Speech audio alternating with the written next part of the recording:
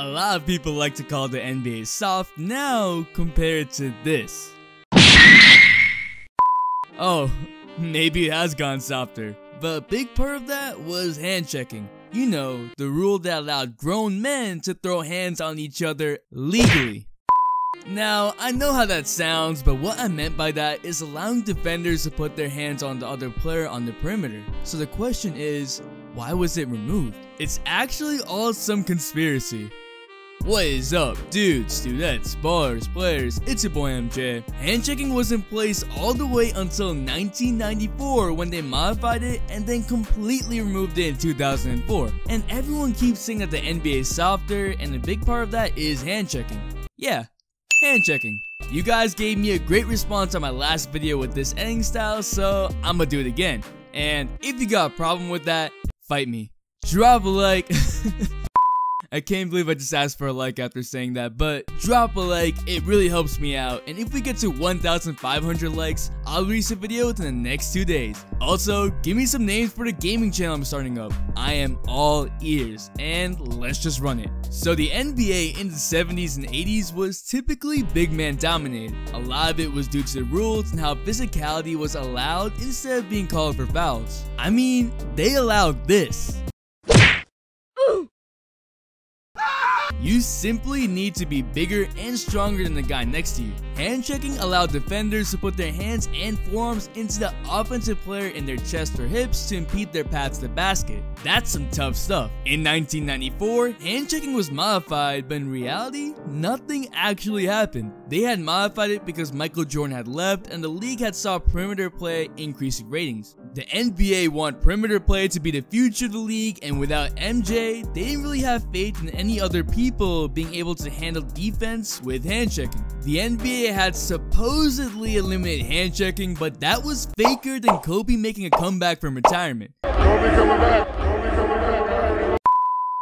MJ made his comeback, and the league really stopped enforcing the hand-checking rule because their ratings went back up. So hand-checking would still be allowed and be uncalled. 10 years down the line, in 2004, in the Michael Jordan-less league, the NBA wanted perimeter play to be back on top. They thought the NBA was getting a little slow. They might have been right. Mark Cuban had seen the 2004 NBA Finals and how the Pistons had constantly bodied Kobe enough to impact his path to the basket. Most people want to see better offense over better defense any day. It made enough of a difference, and so he talked with the league. And in the summer of 2004, the NBA completely eliminated hand-checking on the perimeter. And right after hand-checking was eliminated, perimeter play dominated.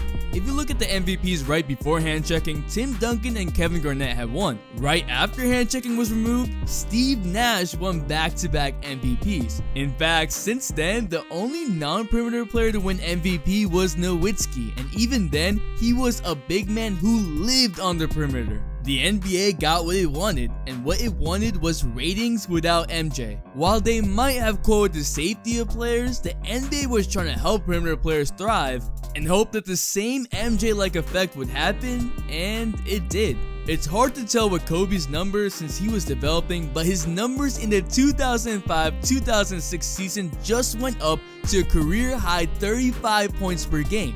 You know, when he was carrying Smush Parker. Kobe for MVP! There were other rule changes as well, like the 3-second defensive rule, but I think the impact of hand-checking was best explained by Kenny the Jet Smith.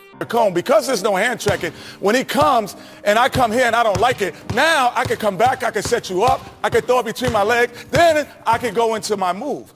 So now I don't like it. I get to an area of the floor, all I have to have is a pull-back dribble to get to a spot to shoot the ball. In the era that we kind of grew up in, when you make your move and the hand is there and you try to reset, the hand is still on you, so you're not allowed to look. You can steer him wherever you want it. Essentially, it allowed ball handlers to have so much more space and freedom.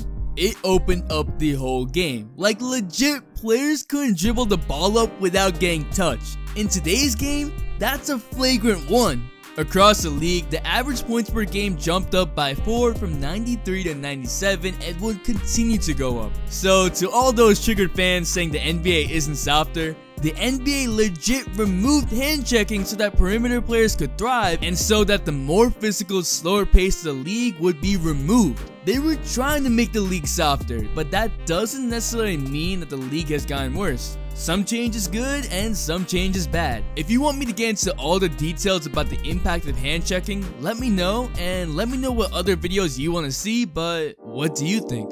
Has the NBA actually gone softer? Drop a like if you like this video, it really helps me out. The Instagram shout of the day goes to Irving, and the all-day notification squad shout goes to Predator Gaming.